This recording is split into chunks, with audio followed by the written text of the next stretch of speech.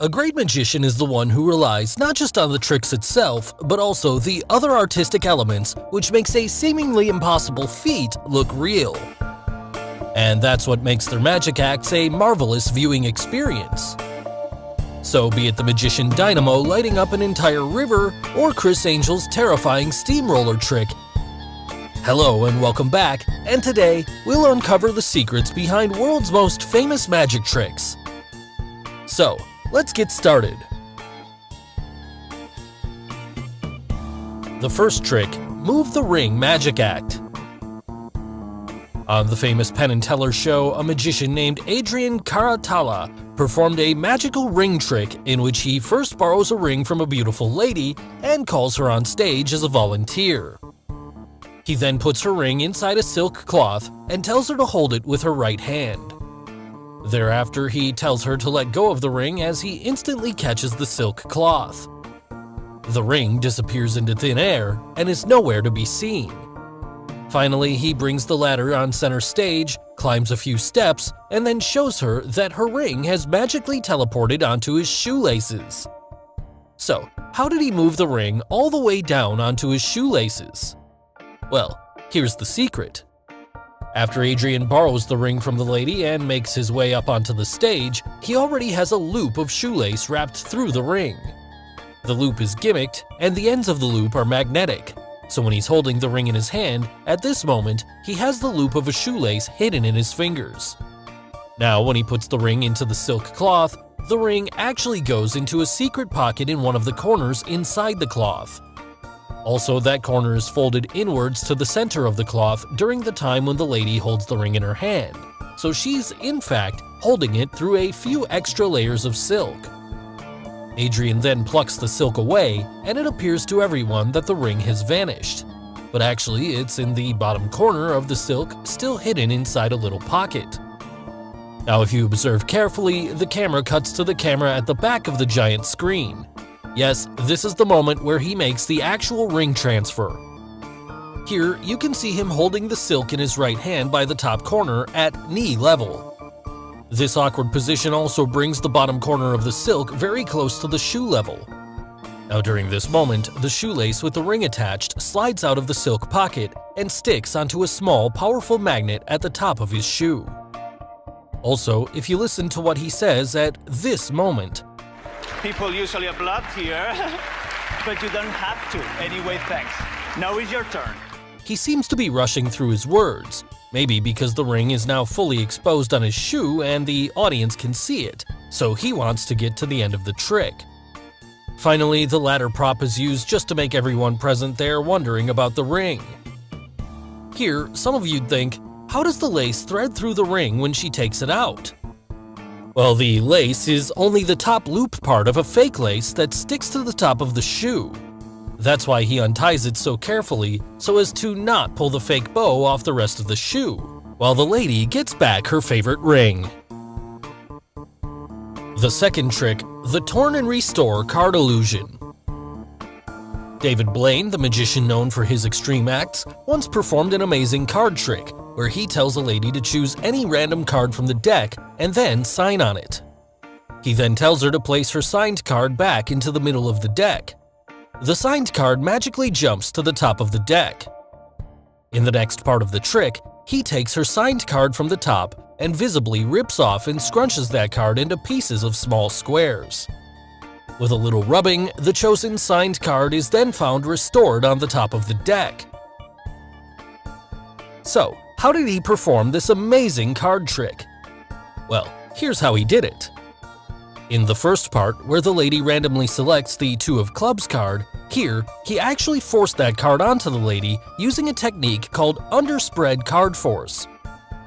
So, after David spreads the cards, he brings his desired Two of Clubs from the bottom of the deck and pulls it underneath the spread at the exact position where the lady picks the card, and then she proceeds to sign on that forced card. For the second part of the trick, how did he tear and restore her signed card back? Well, there was also a duplicate Two of Clubs card used for this part of the trick, and David already knew her name before the start. So he had already written her name initials on that duplicate card, and it was placed on top of the deck. Now he holds the deck in his left hand and riffles them and tells the lady to say stop wherever she wishes. When done, he pretends to cut off half of the deck and holds it deep into his left hand, and during this moment, he secretly removes the topmost duplicate signed card using his right hand and moves it away quickly, thus keeping that one card concealed away from the ladies. He then offers her the rest of the deck and tells her to put her signed force card into the supposed cut, which is, in fact, the topmost position. David then quickly brings her right hand back, drops the duplicate card on top, and riffles it back into the deck.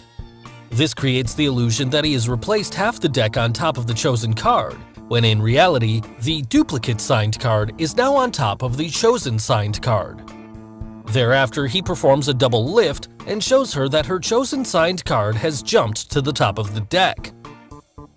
While they talk, he turns both cards over again, and this time around only takes off the topmost card, which is the duplicate card, and proceeds to rip it off into pieces.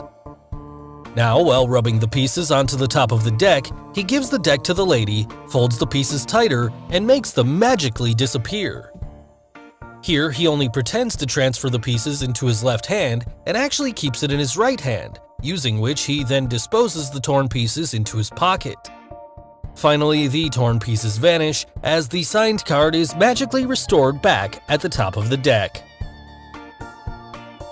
The third trick, lighting up the river illusion. Dynamo, the magician known to perform some incredible-looking acts, performed one such wonderful magic trick on the holy Ganges River in India. During this magical act, Dynamo ignites a flowing lamp in the middle of the river, using just his magical gestures. Thereafter, he lights up the entire river with hundreds of lamps, which amazes everyone around. Out of all the lamps which Dynamo lights up, only the first one is real, and all the other lamps are electric ones. Yes, since the first lamp he lights up was in close view of the audience. So here, the lighting was done using the chemical properties of sodium and water, and the lamp had sodium present inside it. Since sodium is an alkali metal, and when you mix it up with water, you get a highly reactive exothermic reaction which turns into fire and lights up the lamp. Dynamo then places the first lamp into the river.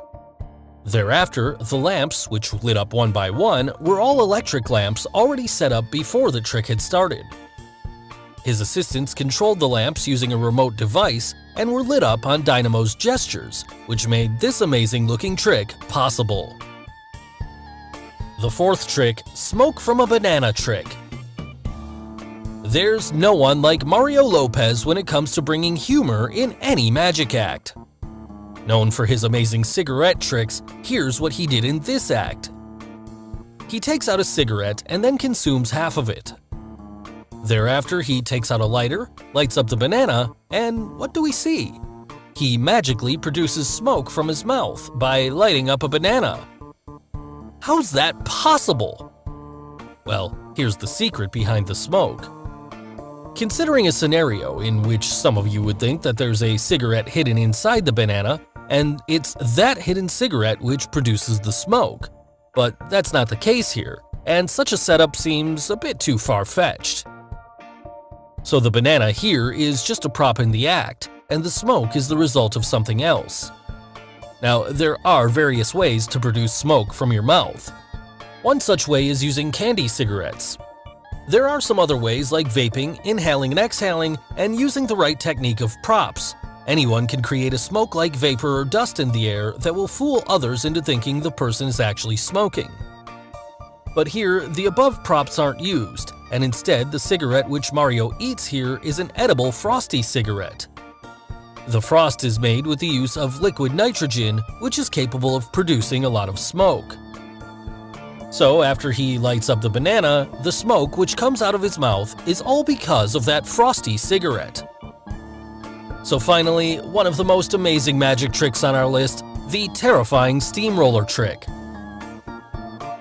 If it's not terrifying, then it's not a Criss Angel trick. Such is Chris's talent that anyone watching his magic acts are in awe of his performance. In this famous trick performed on the street, you can see Criss walking across a pile of broken glass. He then shockingly holds a plank on those broken glass just to test it, and lies down on it. Finally, a huge steamroller runs over him, but to everyone's surprise, Chris is all fine and manages to survive the powerful impact.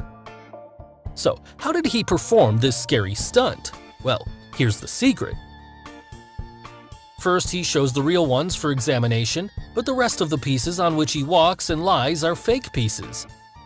Also, the blood which you see from his body at the end is not real and is only a red-colored liquid shown to dramatize the moment.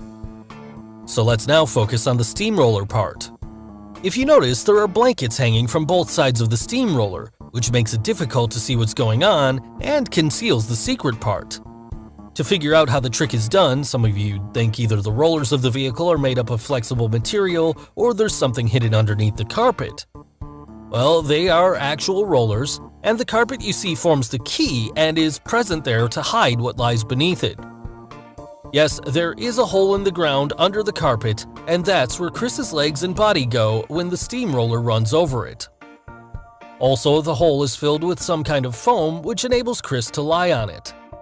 Now, when the roller goes over him, the impact causes his body to adjust accordingly with the foam as soon as some pressure is applied.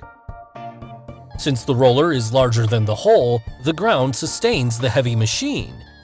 When the roller goes back, his legs are gently pushed upwards by the foam as he comes back to his initial position, so the audience cannot see there was a secret hole.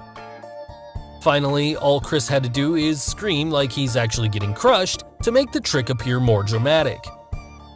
So guys, hope you got the secrets behind the world's most famous magic tricks. Which one of the 5 tricks did you like the most? And name any other magic trick you would like us to reveal. Tell us in the comments below.